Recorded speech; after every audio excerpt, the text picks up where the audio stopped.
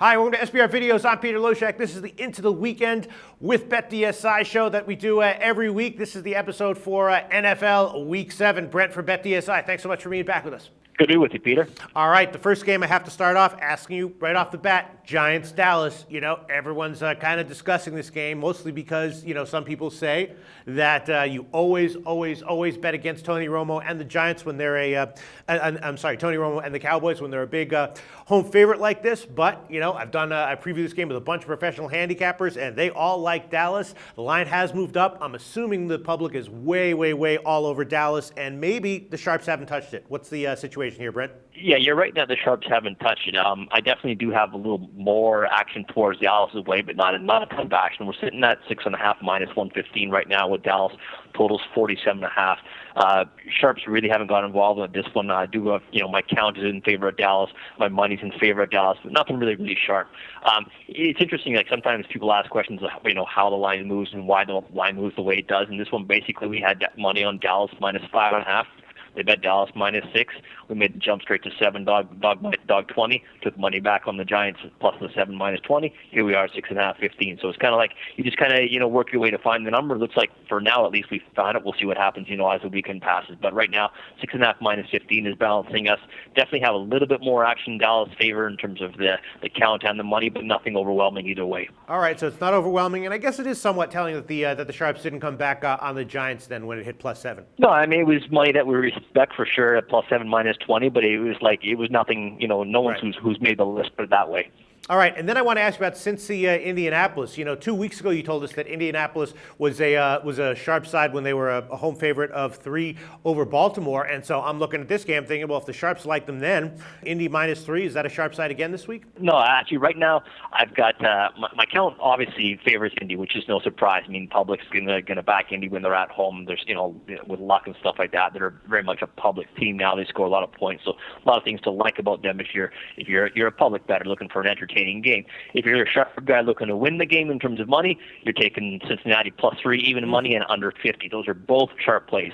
Plus 3 even money on Cincinnati and the under 50. Right now I'm 3 flat and a total of 49. But definitely have sharp action one way, and the public is going the other way in this one. Wow. All right. So the Sharps liked Indy at minus 3 at home against Baltimore 2 weeks ago, but this week public is liking Indy and the Sharps definitely on Cincinnati. Awesome info, Brent. And then Seattle, St. Louis. Interesting game. Of course, Seattle off of the loss, and this line has definitely crept up market wide. I've seen from definitely made a big move market wide from 6.5 to 7, and I'm assuming that that's being driven mostly by public action. Have the Sharps touched this? I don't know. My guess would be again no sharp action on this one of note. I do have sharp action on this one on St. Louis, of course, and it was when it was plus 7 minus 15. Now, right now my line I'm still actually using Seattle minus 7 minus 105, so the dog's 15, so a sharp could come back in.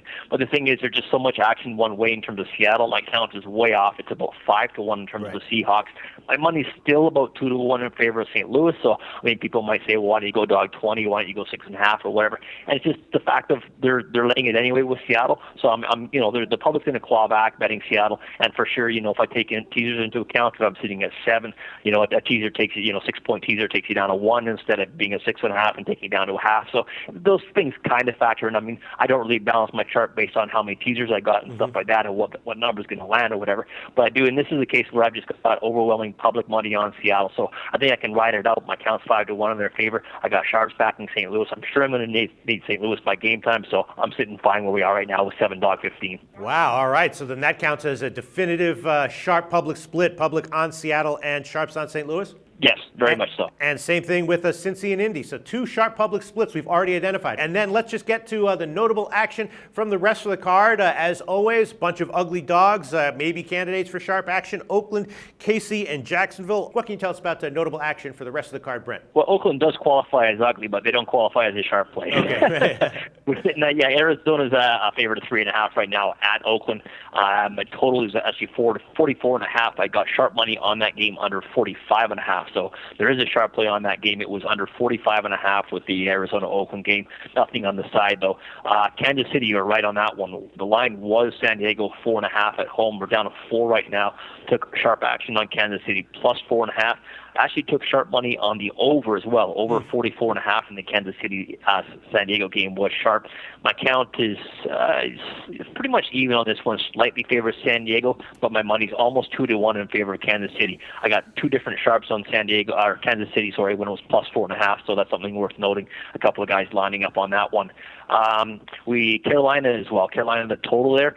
I've got sharp money on the under 50 right now. We're sitting at 49.5. I mean, the public just likes to bet Green Bay games over, obviously. So I'm sitting at 49.5, getting a little bit money more over. But I probably won't go back to 50 unless it's just a ton of money because the sharps did go under 50.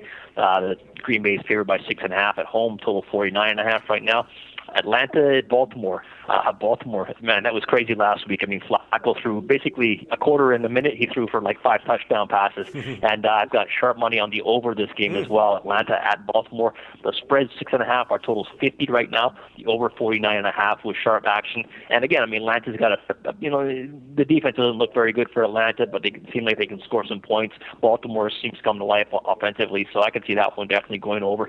But I did get sharp money on Atlanta on the side when it was plus 7, minus 20. So Atlanta was a sharp side at the 20. Now we're sitting at 6.5 right now. You can still buy the half a point or whatever. But my count favors Baltimore and my money favors Atlanta. So that's another case where I've got sharp money on Atlanta. Again, it was plus 7, minus 20. I got public money on Baltimore and sharp money on the over 49.5 as well. We touched on Kansas City and the over there, and Oakland, Arizona was sharp, and that about covers it. All right, and then let's just quickly touch on teasers. Looks like a standard week, not too bad. Obviously, Seattle and Dallas are going to be overwhelming teaser sides for the public, and then I'm assuming you can throw in Baltimore and Green Bay as well. So I'm assuming those are 4 big public teaser sides? Yeah, I mean, the Dallas side isn't a crazy one teaser-wise. I mean, it's not. It's definitely one side towards Dallas, but not crazy. I mean, you think if you're sitting at 6.5, so you do a 7-point teaser or whatever, you're getting 13.5 on the Giants. That's kind of attractive as well. So that's not a crazy one. Public, because they're all over Indianapolis, they're also playing them in the teasers. I got a lot of teaser money on Chicago, Cleveland, surprisingly, or maybe not. I mean, they're at Jacksonville, so people just going against Jacksonville whenever they can. So Cleveland is a teaser side. I won't say a sharp teaser side. Buffalo's getting a lot of teaser support as well. They're minus 5.5 at home to Minnesota right now.